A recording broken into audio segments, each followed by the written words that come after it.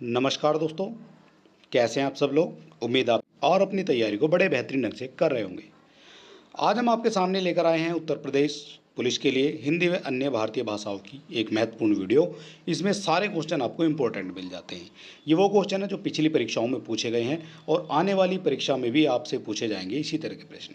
और वीडियो शुरू करने से पहले अगर अभी तक आपने हमारे चैनल को सब्सक्राइब नहीं किया है तो आप सब्सक्राइब कर सकते हैं। वीडियो को अपने दोस्तों में भी शेयर कर सकते हैं। तो चलिए देर ना करते शुरू कर लेते हैं आज का हमारा इंपॉर्टेंट वीडियो हिंदी व अन्य भारतीय भाषाओं के। ठीक है, और ये यूपी पुलिस के लिए हो जाती है इंपॉर्टेंट क्लास।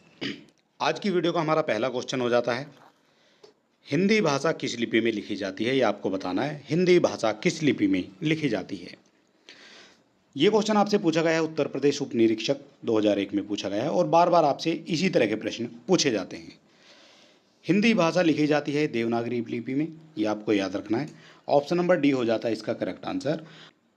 देवनागरी लिपि का जो विकास हुआ है वो हुआ है ब्राह्मी से। ठीक है, ये दोनों चीज़ें आपको याद रखनी है। हिंदी भाषा लिखी जाती है देवनागरी में और देवनागरी का जो विकास हुआ है वो हुआ है ब्राह्मी लिपि से।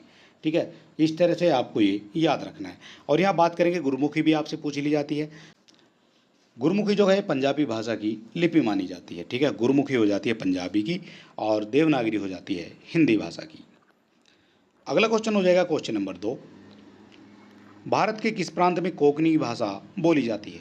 कोंकणी भाषा भारत के किस प्रांत में बोली जाती है ये आपको बताना है।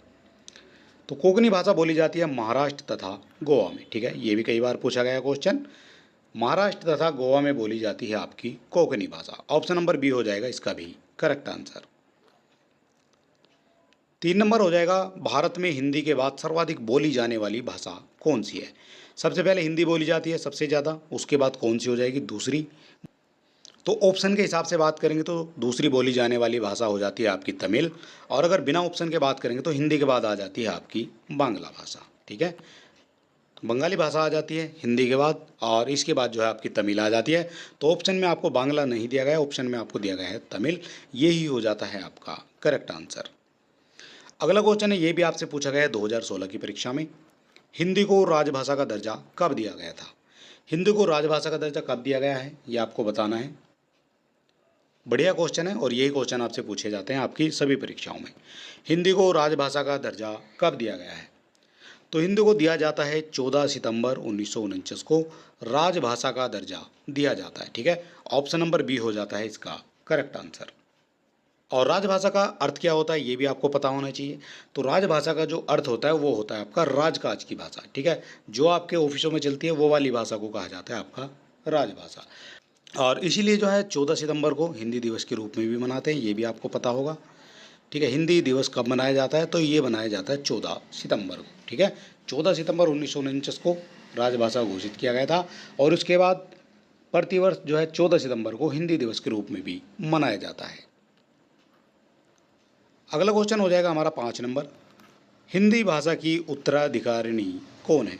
हिंदी भाषा की उत्तराधिकारी है, हिंदी भाषा की उत्तराधिकारिणी है कौन हो जाएगी। तो ये हो जाती है संस्कृत। ठीक है, ये भी क्वेश्चन पूछा गया 2016 में। संस्कृत हो जाती है हिंदी भाषा की उत्तराधिकारिणी। ऑप्शन नंबर डी हो जाता है इसका करेक्ट आंसर। संस्कृत को हिंदी की आदि जननी की भाषा भी कहा जाता है, ये भी आपसे पूछा जाता है। आदि जननी की भाषा किसको कहा जाएगा तो ये संस्कृत को ही कहा जाता है। ठीक है, ये आपको याद रखना है। अगला क्वेश्चन हो जाएगा 6 नंबर, संसार की प्रमुख भाषाओं में हिंदी का स्थान कौन सा है। संसार की प्रमुख भाषाओं में हिंदी का स्थान तो ये हो जाता है दूसरा। ऑप्शन नंबर बी हो जाता है इसका करेक्ट आंसर। संसार की प्रमुख भाषाओं में हिंदी का दूसरा स्थान हो जाता है।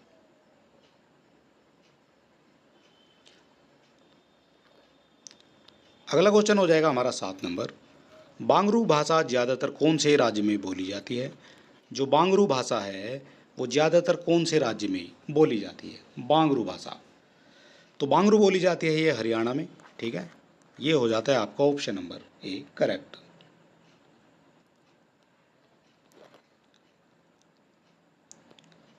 भाषा के क्षेत्रीय रूप को क्या कहा जाता है। जो भाषा का क्षेत्रीय रूप होता है उसको क्या कहा जाएगा। भाषा के क्षेत्रीय रूप को कहा जाता है बोली। ठीक है, एक ये भारत है और इसमें जो है जगह जगह पर जो है अलग अलग अलग अलग भाषाएं बोली जाती हैं। ठीक है, ये जो है क्षेत्रीय बोली हो जाती हैं। ठीक है, उत्तर की अलग हो जाएगी, पूर्व की अलग हो जाएगी, पूर्वी हो जाएगी, दक्षिण की अलग हो जाएगी और आपके पश्चिम की अलग हो जाएगी। ठीक है, ये क्षेत्रीय भाषा इनको कहा जाता है। तो ये हो जाती है अलग अलग भाषा की बोली। अगला क्वेश्चन हो जाएगा 9 नंबर। हिंदी के स्थान पर अंग्रेजों को सन 1855 में भारत की शिक्षा और प्रशासन की भाषा के रूप में किसने स्थापित किया था? अंग्रेजी को सन 1855 में भारत की शिक्षा और प्रशासन की भाषा के रूप में किसके द्वारा स्थापित किया गया था? तो ये स्थापित किया गया था लॉर्ड मैकाले के द्वारा। ऑप्शन नंबर सी हो जाता है इसका करेक्ट आंसर। ठीक है, 1855 में जो है इसको शिक्षा और प्रशासन की भाषा के रूप में लॉर्ड मैकाले के द्वारा स्थापित किया गया था। अगला क्वेश्चन हो जाएगा हमारा 10 नंबर। निम्नलिखित में से कौन सा भाषा का मौखिक रूप है? कौन सा हो जाएगा भाषा का मौखिक रूप? तो ये हो जाता है परिचर्चा। ठीक है, जब हम किसी चीज़ पर चर्चा करते हैं, परिचर्चा करते हैं, तो वो हो जाता है भाषा का मौखिक रूप। अगला क्वेश्चन हो जाएगा हमारा 11 नंबर। कन्नौजी बोली मुख्य रूप से निम्न में से कौन से जिले में बोली जाती है? जो कन्नौजी बोली है मुख्य रूप से किस जिले में बोली जाती है?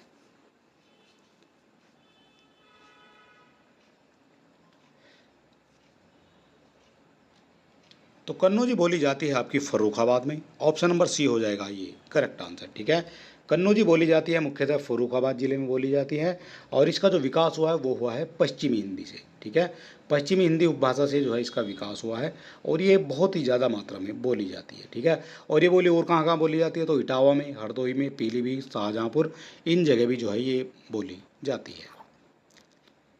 अगला क्वेश्चन हो जाएगा हिंदी की उत्पत्ति किस अपभ्रंश से मानी जाती है? हिंदी की उत्पत्ति किस अपभ्रंश से मानी जाती है? तो ये मानी जाती है शोरसैनी से। ऑप्शन नंबर सी हो जाएगा आपका करेक्ट आंसर। हिंदी की उत्पत्ति शोरसैनी से मानी जाती है।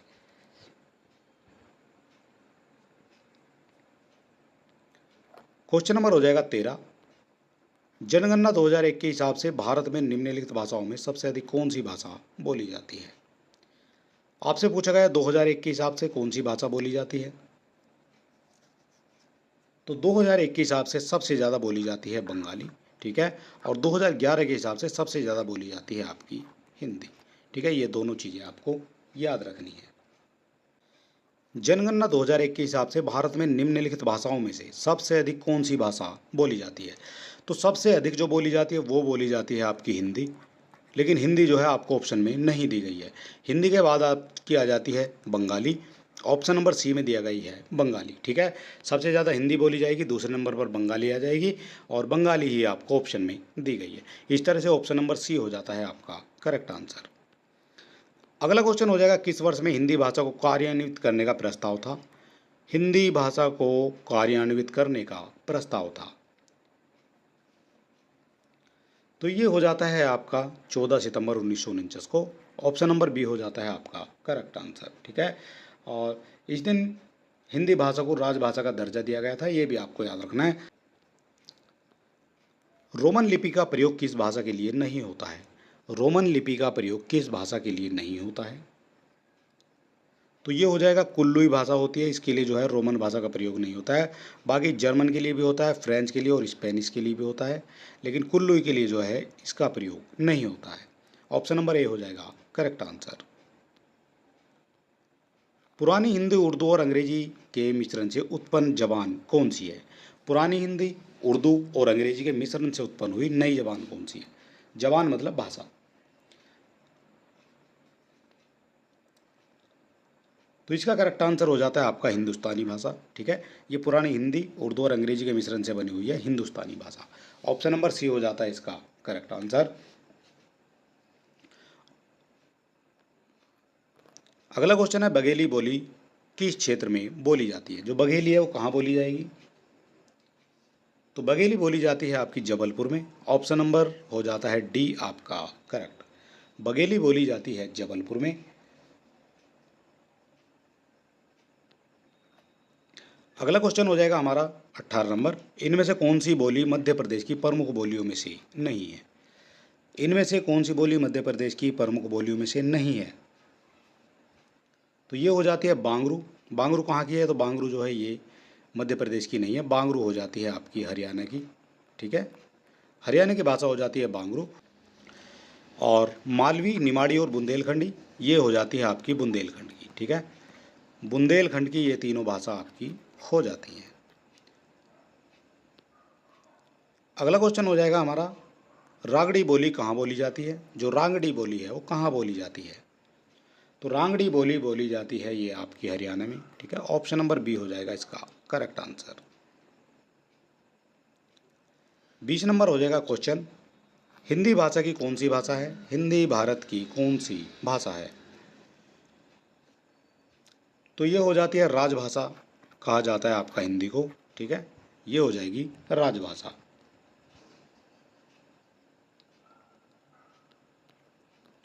अगला क्वेश्चन हो जाएगा हमारा 21 नंबर, भाषा लिखने के लिए प्रयुक्त चिन्हों के व्यवस्थित रूप को क्या कहा जाता है। जो व्यवस्थित रूप है भाषा लिखने का उसको क्या कहा जाएगा। तो ये हो जाता है आपका लिपि, ठीक है। वो एक तरह की लिपि मानी जाती है जो व्यवस्थित रूप से लिखी जाती है।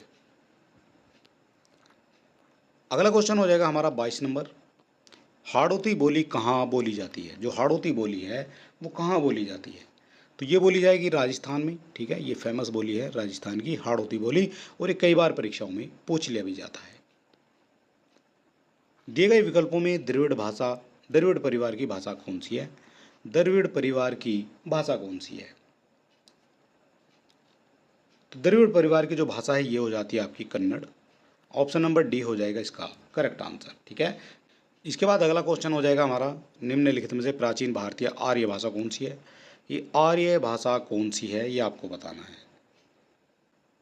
आर्य भाषा हो जाती है आपकी वैदिक, ठीक है। वैदिक सभ्यता के समय जो है आपकी आर्य भाषा का इस्तेमाल किया जाता था।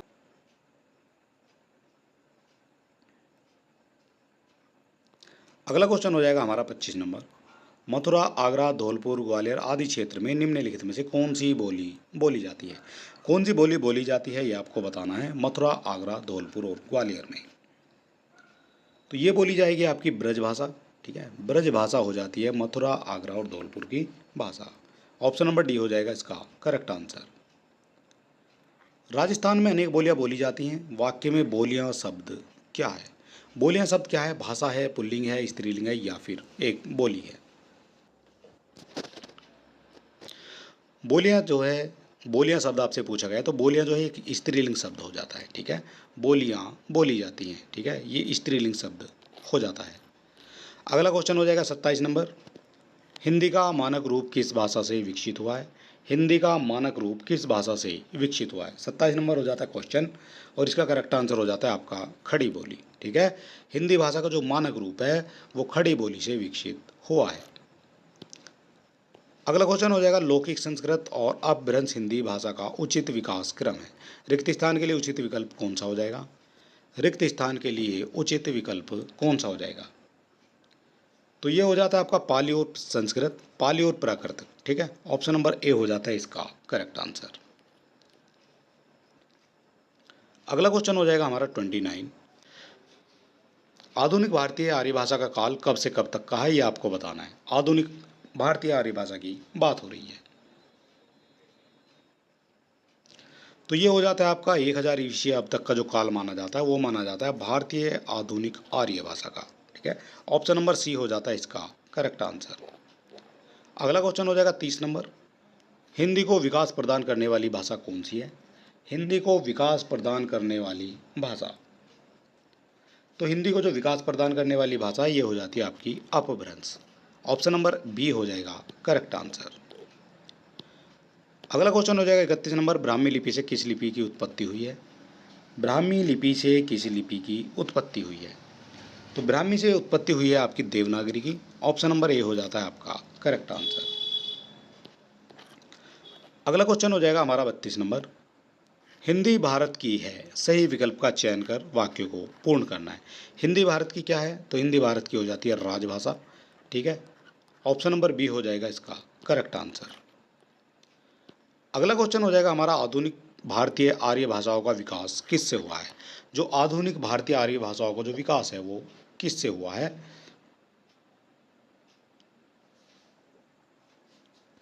तो ये विकास हुआ है आपका अपभ्रंश से। ऑप्शन नंबर सी हो जाता है इसका करेक्ट आंसर।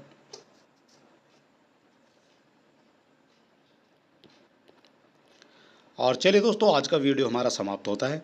और वीडियो आपको कैसा लगा ये आप हमें कमेंट बॉक्स में लिख सकते हैं। हमारे चैनल को सब्सक्राइब भी आप कर सकते हैं। चलिए दोस्तों, मिलते हैं नेक्स्ट वीडियो में, तब तक के लिए नमस्कार, जय हिंद।